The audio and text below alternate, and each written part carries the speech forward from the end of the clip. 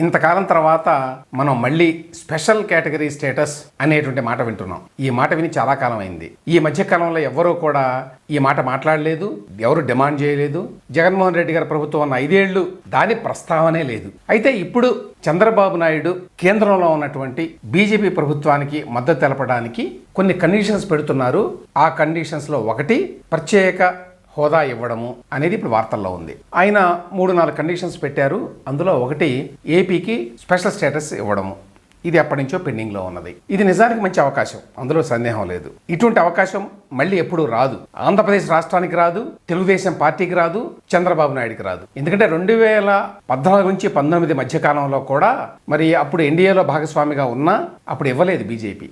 సరే, ఇంతకాలం తర్వాత పరిస్థితులు మారినాయి. ఇవాళ చంద్రబాబు నాయుడికి అవకాశం వచ్చింది. ఆ అవకాశాన్ని ఉపయోగించుకొని ఆయన ప్రత్యేక హోదా కావాలి అని చెప్పి అడుగుతున్నాడు. అసలు ఆయన అడక్కముందే చాలా మంది ప్రత్యేక హోదా అడగాలి, డిమాండ్ చేయాలి, ఇదేదో ఆయన బాధ్యత అన్నట్టుగా చంద్రబాబు నాయుడు మీద పెడుతున్నారు. ఇన్ఫ్యాక్ట్ కాంగ్రెస్ పార్టీ వాళ్ళు ఆల్రెడీ ఒక ఆఫర్ కూడా పెట్టేశారు. మాకు మద్దతు ఇస్తే మేము ఏపీకి ప్రత్యేక హోదా ఇస్తాము అని. జయరాం రమేష్ గారు ఒక ట్వీట్ కూడా చేశాడు. ఏమంటాడు ఈయన? Will you have the courage to demand special category status for Andhra Pradesh as a non negotiable precondition for support to the NDA at the centre. Non negotiable precondition పెట్టాలట. ఈ కండిషన్ కనుక నెరవేర్చకపోతే మేము అసలు మద్దతు ఇవ్వము అని చెప్పాలన్నమాట అని రెచ్చగొట్టడానికి ట్రై చేస్తున్నాడు జయరాం రమేష్ గారు. ఇట్లానే చాలా మంది కూడా మాట్లాడుతున్నారు. స్పెషల్ కేటగిరీ స్టేటస్ ఇస్తుందా బీజేపీ ఆ కండిషన్ పెడితే? ఇక్కడ ఇంకొక పాయింట్ గుర్తుంచుకోవాలి మనం. చంద్రబాబు నాయుడు అదొకటే కాదు కండిషన్ పెట్టింది, ఇంకా మరికొన్ని కూడా ఆయన కండిషన్స్ ఉన్నాయి. అదేమిటి అంటే కోరికలు అనుకోండి, కండిషన్స్ అనడం కంటే. ఆ కోరికలు ఏమిటంటే లోక్సభ స్పీకర్ పదవి కావాలి, 2-3 క్యాబినెట్ బెర్త్స్ కావాలి, ఇట్లాంటివి ఉంటాయి. ఇవి కాకుండా ఏపీకి చాలా అవసరాలు ఉన్నాయి, అది కూడా గుర్తుంచుకోవాలి. ఆ కొంచెం ఇచ్చినంత మాత్రాన్ని సరిపోదు. ఏపీకి అమరావతిని డెవలప్ చేయడానికి ఎంతో కొంత సహాయం కావాలి. పూర్తిగా డబ్బు వాళ్ళు ఇవ్వకపోవచ్చు, కానీ ఎంతో కొంత అసిస్టెన్స్ కావాలి. పోలవరం ప్రాజెక్ట్ పూర్తి చేయడానికి వాళ్ళ సహకారం అవసరం. వాళ్ళు డబ్బులు ఇచ్చారు ఆల్రెడీ ప్రాజెక్ట్ నిర్మాణానికి, కానీ R&Rకి ఇవ్వలేదు, రీహాబిలిటేషన్కి ఇవ్వలేదు. రీహాబిలిటేషన్ ఇవాళ దాదాపు 20,000 కోట్ల రూపాయలు అవుతుందని చెప్తున్నారు. అంత డబ్బుని ఇప్పుడు రాష్ట్ర ప్రభుత్వం తీసుకురాలేదు. దానికి తోడు జగన్మోహన్ రెడ్డి ప్రభుత్వం యొక్క నిర్వాహకం వల్ల పోలవరం ప్రాజెక్టులో అనేక ఇబ్బందులు వచ్చినాయి నిర్మాణంలో. వాటిని సరిచేయడానికి చాలా డబ్బు అవసరం అవుతుంది అని చెప్తున్నారు. సో ఇదొక్కటే కండిషన్ కింద పెట్టుకుని కూర్చోలేరు, అది కూడా గమనంలో పెట్టుకోవాలి మనం. ఇప్పుడు స్పెషల్ కేటగిరీ స్టేటస్ ఇస్తారా ఎవరా అనే దాంట్లోకి వెళ్లే ముందు అసలు స్పెషల్ కేటగిరీ స్టేటస్ అంటే ఏమిటి, ఏంటి దీనివల్ల లాభం?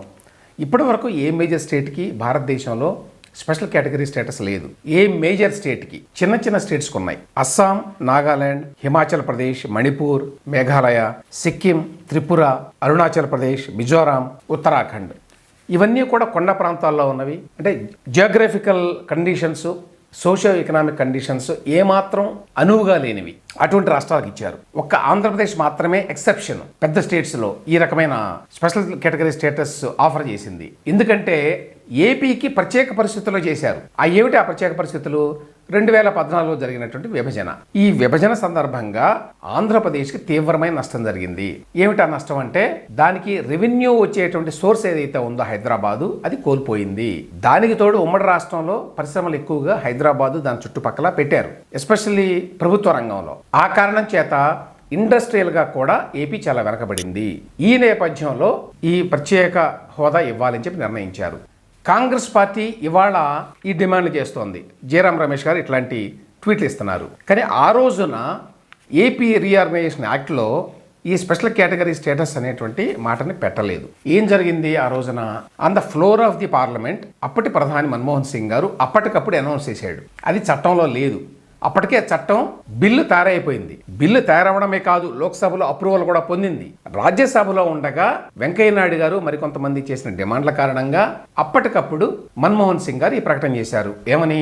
ఆంధ్రప్రదేశ్ రాష్ట్రానికి మేము స్పెషల్ కేటగిరీ స్టేటస్ ఇస్తాము, తద్వారా చాలా లబ్ధి చేకూరుతుంది, వాళ్ళకి జరుగుతున్న నష్టాన్ని పూడ్చుకోవడానికి అవకాశం కలుగుతుంది అని చెప్పారు.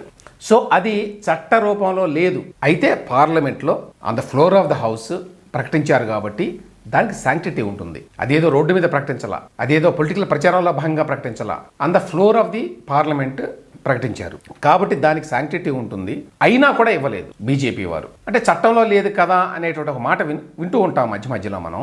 కానీ చట్టంలో లేనంత మాత్రాన పార్లమెంట్లో చేసిన ప్రకటనకి విలువ లేకుండా పోదు. అదొక విషయం. ఇక రెండవది ఏంటంటే స్పెషల్ కేటగిరీ స్టేటస్ వల్ల ఏమిటి లాభం అనేది కూడా ఒకటి గమనంలోకి తీసుకోవాలి. ఫస్ట్ ఏమిటంటే సెంట్రల్ గవర్నమెంట్ ఇచ్చేటువంటి స్కీమ్స్ కొన్ని ఉంటాయి, సెంట్రల్లీ స్పాన్సర్డ్ స్కీమ్స్ అంటారు. అవి మామూలుగా అయితే ఏంటంటే రాష్ట్ర ప్రభుత్వాలు 40% నుంచి 25% మధ్యలో స్టేట్స్ పెట్టుకోవాలి, మిగతాదంతా సెంటర్ ఇస్తుంది. కానీ స్పెషల్ కేటగిరీ స్టేటస్ ఉన్నటువంటి రాష్ట్రాలకి ఒకవేళ ఆంధ్రప్రదేశ్ కనుక ఇస్తే అప్పుడు 90% నిధుల్ని కేంద్ర ప్రభుత్వమే ఇస్తుందన్నమాట. అది ఇందులో ఉన్నటువంటి వెసులుబాటు. అది కాకుండా చాలా ట్యాక్స్ కన్సెషన్స్ కూడా ఇస్తారు. Corporate tax, customs duties, excise ఇటువంటి వాటిల్లో కూడా ఉంటాయి. ఇది కాకుండా మూడవది ఏంటంటే కేంద్ర ప్రభుత్వంలో ఉన్న బడ్జెట్లో 30% ఈ స్పెషల్ కేటగిరీ స్టేట్స్కే వినియోగిస్తారు. తద్వారా ఎక్కువ మొత్తాలు వస్తాయి అన్నమాట. సో ప్రధానంగా ఇవి ప్రయోజనాలు. అయితే ఈ ప్రయోజనాలు రాగానే వెంటనే దాని యొక్క ప్రభావం కనిపించదు. ఎందుకంటే ఇది చాలా దీర్ఘకాలికంగా ఉండేటువంటి వ్యవహారం.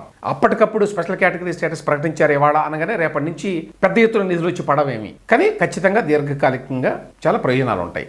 కాబట్టి చాలా పోరాడి స్పెషల్ కేటగిరీ స్టేటస్ తెచ్చుకున్నా కూడా వెంటనే దాని యొక్క బెనిఫిట్స్ కనిపించవు ప్రజలకి. అదొకటి ఒక రాజకీయ పార్టీగా కూడా తెలుగుదేశం పార్టీ గమనంలో ఉంచుకోవాల్సి ఉంటుంది. ఇక ఇస్తారా లేదా, చంద్రబాబు నాయుడు యొక్క డిమాండ్ని బీజేపీ వారు అంగీకరిస్తారా లేదా, ఇక్కడ 2-3 సమస్యలు ఉన్నాయి. ఒకటేంటంటే బీహార్ సీఎం నితీష్ కుమార్ గారు కూడా స్పెషల్ కేటగిరీ స్టేటస్ కావాలి అని అడుగుతున్నారు. ఎప్పటి నుంచో అడుగుతున్నారు. ఆయన కూడా ఆయన యొక్క మద్దతు కూడా అవసరం బీజేపీ వారికి. కాబట్టి ఒకరికి ఇచ్చి ఒకరికి ఇవ్వకుండా ఉండగలరా అనేది ఒక ప్రశ్న. అయితే ఇక్కడ ఉన్నటువంటి ఒక ఇష్యూ ఏమిటంటే ఏపీ అడుగుతున్నది రైట్ఫుల్. ఎందుకంటే పార్లమెంట్లో ప్రత్యేక హోదా ఇస్తామని ప్రకటించారు, కమిట్ అయింది సెంట్రల్ గవర్నమెంట్. వేరేజ్ బీహార్కి అటువంటి కమిట్మెంట్ ఏమీ లేదు సెంట్రల్ గవర్నమెంట్ నుంచి. ప్రత్యేక పరిస్థితుల్లో ఆంధ్రప్రదేశ్కి ఇస్తా ఉన్నారు, విభజన కారణంగా ఇస్తా ఉన్నారు. బీహార్లో ఆ పరిస్థితి లేదు. సెంటర్ నుంచి ఎప్పుడూ కూడా మేము ఇస్తామని కానీ ఇచ్చే ఉద్దేశం ఉందని కానీ ఎప్పుడు చెప్పాల. వేరేజ్ ఏపీకి సంబంధించి అది సెంట్రల్ గవర్నమెంట్ యొక్క కమిట్మెంట్. సో ఆ రకంగా ఆంధ్రప్రదేశ్కి స్పెషల్ కేటగిరీ స్టేటస్ వ్యవహారంలో పూర్తి హక్కు ఉన్నది డిమాండ్ చేయడానికి. అయినా కూడా ఇస్తారా బీజేపీ వాళ్ళు అంటే ఒకటేంటంటే నరేంద్ర మోదీ గారు చాలా టఫ్ నట్. గతంలో నేను ఎట్టి పరిస్థితుల్లో ఇవ్వను అని చెప్పాడు. ఇవ్వను అంటే చంద్రబాబు నాయుడు గారు ఇండియా నుంచి బయటకు కూడా వచ్చారు, అయినా కూడా ఇవ్వలేదు. ఇప్పుడు చంద్రబాబు నాయుడు గారు గట్టిగా పట్టుబట్టి ఎట్టి పరిస్థితుల్లో స్పెషల్ కేటగిరీ స్టేటస్ ఇవ్వాల్సిందే, ఇస్తేనే నేను మద్దతు పలుకుతాను అని అంటారా? ఇక్కడ ఒక ఇష్యూ ఏంటంటే స్పెషల్ కేటగిరీ స్టేటస్ అనే దానికోసం అంత పోరాడితే అన్నిటినీ సాక్రిఫైస్ చేసి ఇదొక్కటి ఇచ్చినా పర్వాలేదు అని చంద్రబాబు నాయుడు అనగల పరిస్థితుల్లో ఉన్నాడా?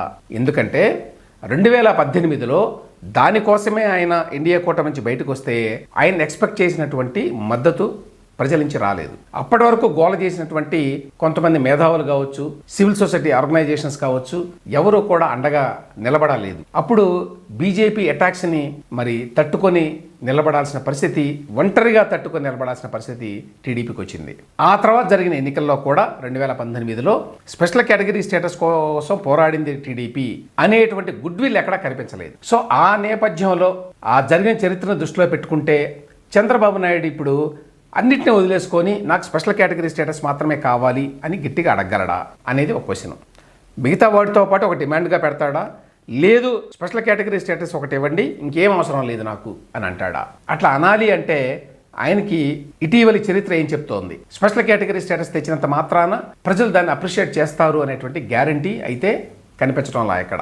అందులోనూ నేను ఇంతకుముందు చెప్పినట్టు స్పెషల్ కేటగిరీ స్టేటస్ రాగానే దాని యొక్క ప్రభావం ఏమీ కనిపించదు రాష్ట్రంలో. అది చాలా లాంగ్ టర్మ్ గేమ్. ఎందుకంటే సెంట్రల్లీ స్పాన్సర్డ్ స్కీమ్స్ని వాటిని ప్రపోజ్ చేయాలి, వాటి కోసం నిధులు తెప్పించుకోవాలి, వాటిని ఖర్చు చేయాలి, వాటిని రియంబర్స్ చేయాలి.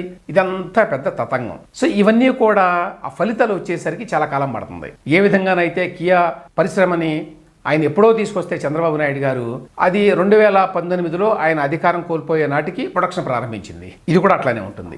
ఈ నేపథ్యంలో దీని మీదనే తన యొక్క ఎగ్స్ అన్నిటినీ కూడా ఈ బాస్కెట్లోనే పెడతాడా స్పెషల్ కేటగిరీ స్టేటస్లో చంద్రబాబు నాయుడు గారు అనేది అనుమానం. దాంతోపాటు బీజేపీ కూడా స్పెషల్ కేటగిరీ స్టేటస్ విషయంలో అంత ఈజీగా మొగ్గుతుంది, తల వంచుతుంది అని అనుకోవడం కూడా కరెక్ట్ కాదు. ఎందుకంటే క్యాబినెట్ బెర్త్సో మరొకటో ఇవ్వడానికి సిద్ధంగా ఉండొచ్చు.